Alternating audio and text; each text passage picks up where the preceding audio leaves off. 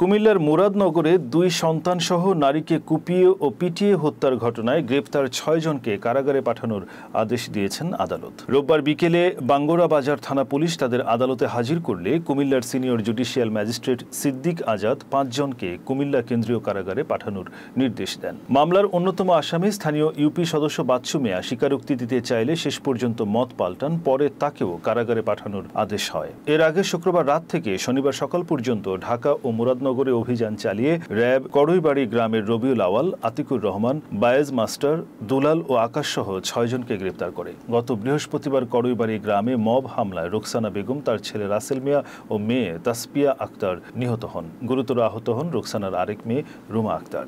গণপিটুনিতে যে ৩ জন মারা গেছে সেই সংক্রান্ত যে মামলা হয়েছে, এই মামলার ৬ জন আসামিকে গ্রেপ্তার করে বিজ্ঞ আদালতে সোপর্দ করা হয়েছে।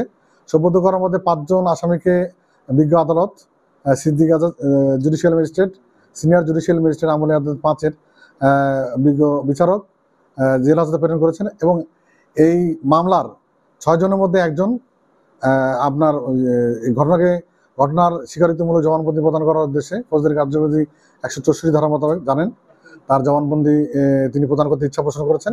বিজ্ঞ আদালত তার জবানবন্দি গ্রহণ করছেন।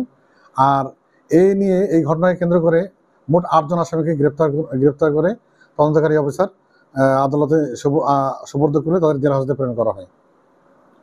রিমান্ডের আবেদন আসতেছে, তাদের রিমান্ডের আবেদন আসতেছে। তাদের পরবর্তীতে রিমান্ডের আবেদন প্রেরণ করা হলে পরবর্তী তারিখে রিমান্ডের শুনানি হবে।